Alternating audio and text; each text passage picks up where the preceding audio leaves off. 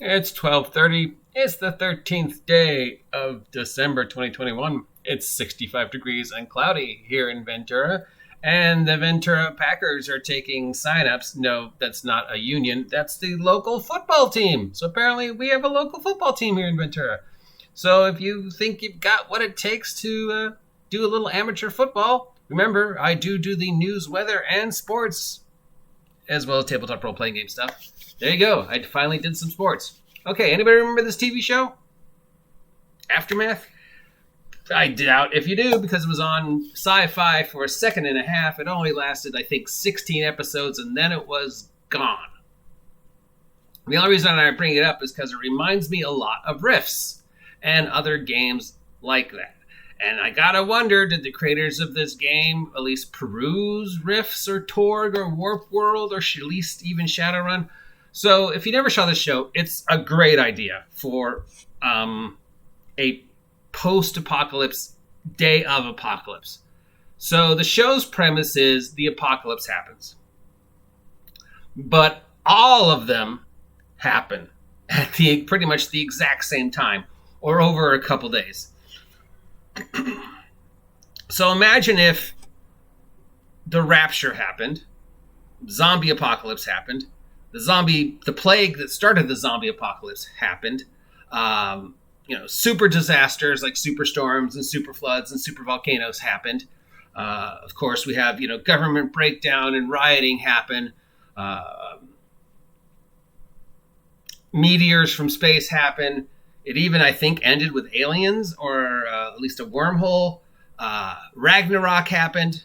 So imagine like every predicted post-apocalypse that everybody said was going to happen. Nuclear, zombie, super plague, super storms, killer environment, killer bees, aliens, Cthulhu, all happened at the exact same time. But they were sort of spread out over different locations, which is why it reminded me a lot of Rifts and Torg and the other games that sort of fall into that genre. Because if you remember the show, and I'm only remember it like the rapture happened, but it only happened in the Pacific Northwest. And the zombie apocalypse happened, but only in like Nevada and Arizona. And the super plague, of course, happened over all of America, and the EMP happened all over America. There was also like a Mayan apocalypse, and like Coaxacatl showed up in Mexico. Ragnarok happened, but it only happened in Europe. There were superstorms and super volcanoes, but only in places that there were already war volcanoes. And, there was a nuclear exchange, but it was like limited. So it was like almost like somebody was playing a game and just picking different parts of the world to have these aftermaths happen, all of these apocalypse happen all at the same time. And then we're following this family who are just trying to get to safety and make sense of the fact that the apocalypse is happening.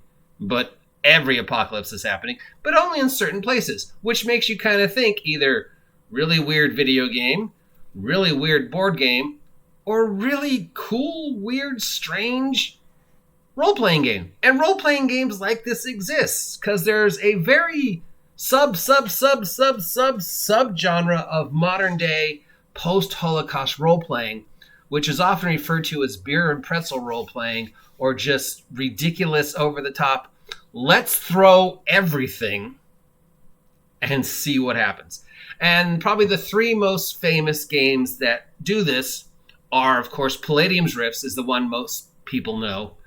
Torg, which is the second one. Shadowrun, of course, but that only explores like 2 or 3 of the multiple ones.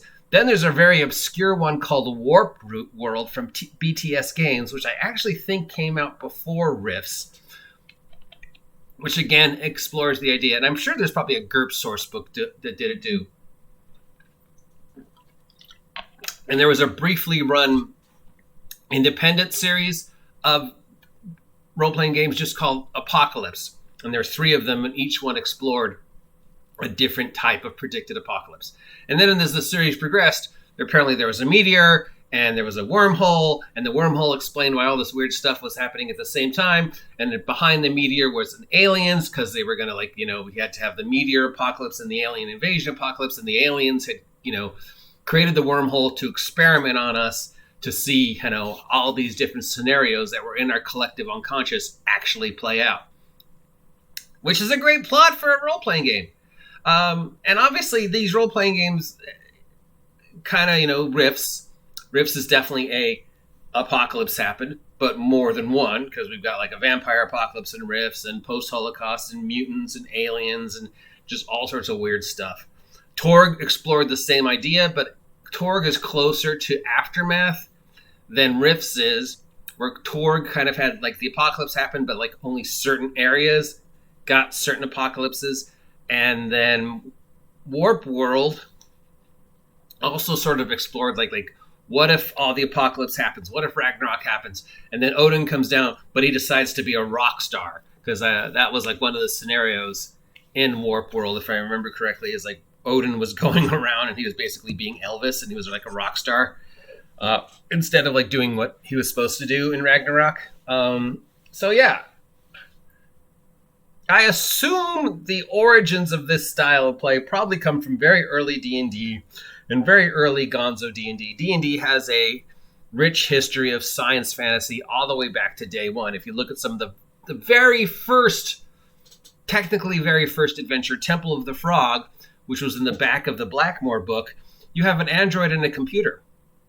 You have Expedition to the Barrier Peaks, which talks about a spaceship that crashes onto Fantasy World. You have some, tech in White Plume Mountain. You have some science fantasy encounters in Castle Greyhawk.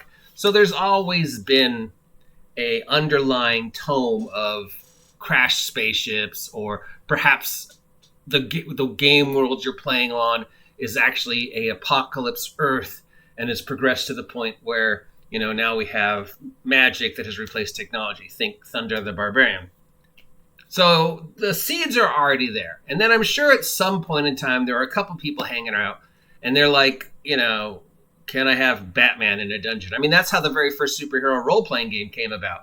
Because on the random encounter table, it says 3 superheroes. And I'm sure, people are like, what superheroes? Do I run Superman, Batman? And I know from the people that created Aftermath 2024, Superhero 2024, the very first superhero role-playing game, they say that it came about because one of the players wanted to play the Flash in their Dungeons & Dragons campaign. So they're like, I can run into superheroes. It says so. Of course, superhero was a level title for fighters, if you remember correctly, because that was back when each level had a name. So really what it was saying was you're running into third level fighters. But no, okay. So it's got to have happened, started around there. Oh, they're superheroes. Oh, what are they? Batman. Well, what if we had a D&D game, but then also like Nazis with machine guns showed up through a space warp? And I remember one of the very first mega dungeons I went through, this is late 70s, early 80s, where we're running down these hallways. It's called God Home, and we're running into Nazis with machine guns on one level and clowns on another level. So there was always this underlying idea that what if this happened? And so it had to come from somewhere. And there's sort of this kernel was floating around in the late 70s, early 80s. We have the influx of fantasy, sci-fi like Brave Star and Thundar and He-Man, and I'm sure, somebody's like, I want to do a Thundar campaign. I'm sure a lot of people want to do a Thundar campaign. I want to do a heavy metal campaign. I want to do a game that it combines, Mad Max with fantasy, but I also want superheroes. And here we've got Gamma World, which is, crazy mutations, and some of these mutations almost let me be a superhero. So somehow from Gamma World and D&D, just sort of we got to Rifts. And the idea of just sort of what if we had a role-playing game that was set in a nebulous future where all this horrible stuff happened kind of about the same time. And Rifts, it's because they come through rifts. Even Tales from the Loops talks about how things from other time periods are influencing into the current time period. You have the TV show Primeval, which had dinosaurs coming through wormholes, but that also had things from the far future coming through wormholes. So that idea is constantly percolating. And that brings us to like Rifts from Palladium, Torg, and Warp World. Do these games work? Rifts is strangely incredibly popular. A lot of people I know got their start in Rifts and games like Rifts. I know a couple gamers who are like, yeah, Rifts. Yeah, that's how I started playing.